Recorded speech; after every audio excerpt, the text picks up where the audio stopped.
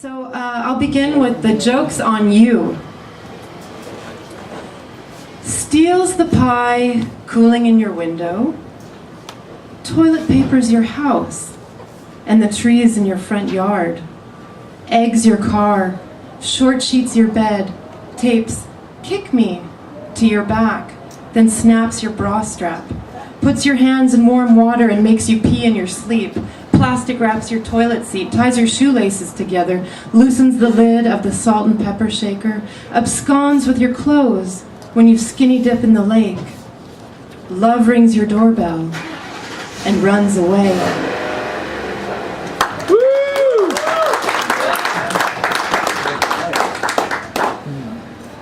Who done it? Number 1. Ms. Scarlet in the bathroom with a tampon. 2. Colonel Mustard in the kitchen with a chicken leg. 3. Professor Plum in the library with my thesis. 4. Mrs. White in the bedroom with her smile.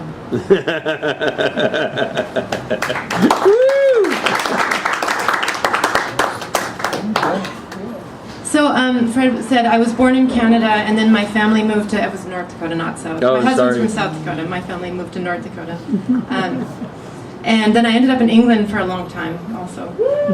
But I was raised as an Orthodox Jew, which is an unusual thing to be in Canada and North Dakota. And you know, tefillin or phylacteries, they tie leather, they bind their arms and around their heads. And as I got older and thought of this image of these men wrapping their arms with tefillin, they seemed like prayer junkies, like, you know. So this is a poem I wrote with that image in mind. And it begins with a quote that you hear a lot in the Haggadah, the story they tell at Passover of the Jews leaving Egypt. Hi, buddy. That's my son, Jack, right there. So here's the quote from the Haggadah. With a firm hand and an outstretched arm, you delivered us from Egypt. And I've heard that that's where the firm hand and the outstretched arm, why they put the tefillin on that arm. So with a firm hand and an outstretched arm, you delivered us from Egypt. When you weren't sweating or shitting, when you weren't in bed a baby again between mom and dad shaking, mom and dad taking turns to dunk you in the tub all night to keep you cool, when you weren't pleading for death, when you weren't begging us to put you out of your misery like a dog, you were pacing with an energy none of us had ever known, pacing around the house in your bathrobe and your FBI sunglasses, pacing with the weight of the junk in your veins, pacing in your Levi's and your sticky bare feet. And you were mambling under your breath. Mambling, that was your word. Prayers that made sense only for you. If she isn't crazy, you better check her for nuts. Hey, dollface, wanna take a ride? When the speed of your feet wasn't enough, the house too small to chase or run away from what we'll never know, you fueled up the John Deere and drove down to the river. Back and forth and back and forth. There was nothing left to mow. My brother, with a firm hand and an outstretched arm, the rubber tightening around your bicep for the last time, you were delivered. Wow.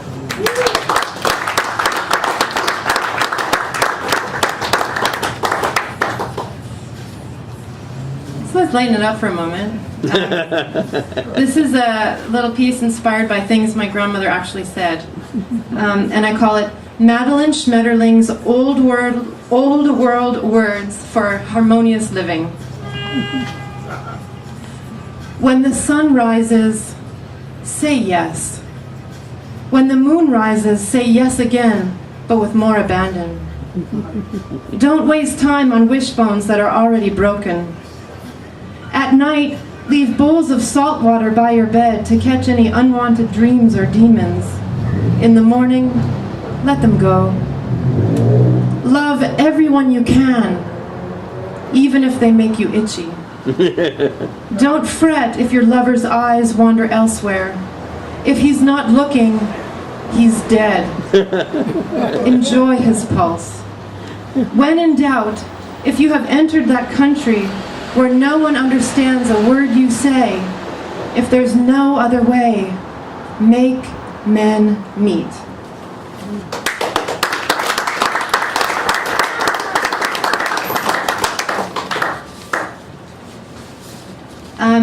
This is a triptych. I'm working on my next book. I'm doing a bunch of prose poems that are all exactly 100 words. And this is a triptych from this collection. Number 1. Hungary, 1944.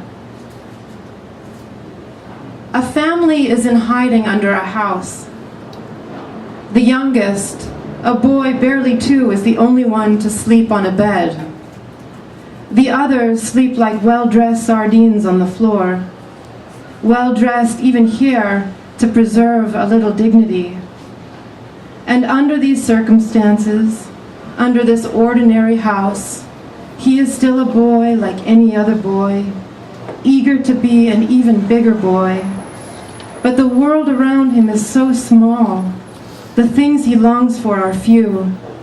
When I grow up, he points to the floor, I want to sleep on the big bed with all of you.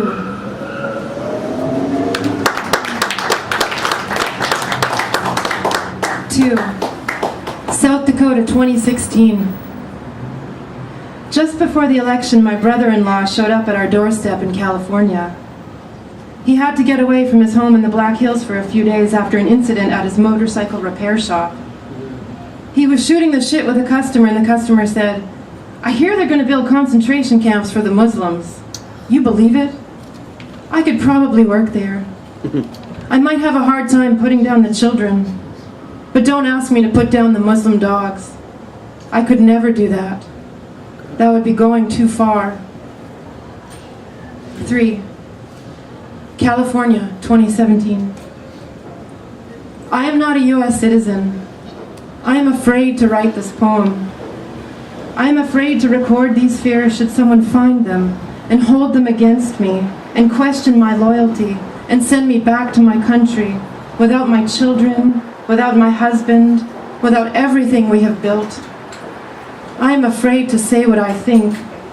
I am afraid to criticize the Golden King on public record, in private, or even in a whisper, knowing elsewhere someone sighs, finally, there's a guy in the White House who tells it like it is. Just give him time. Wow. Heartbreaking. Heartbreaking. So we'll end on a lighter note. I'm going to invite Fred up to read this with me. Yeah, you can sit between us. So I really like to play with idioms. So this is a dialogue between two people using only idioms with the word say. And hold on, let me find my copy. There we go. Oh yeah, we can read it together. So this is called Say It Ain't So.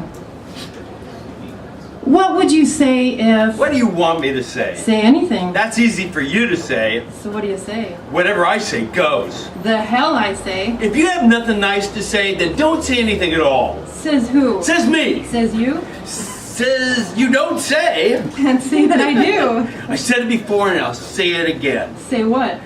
Do as I say, not as I do. Say when? Before you say... Say uncle? Whatever you say. Anything you say can and will be used against you. I have nothing to say. Never say never. You can say that again. Never say never. Need I say more? Thank you.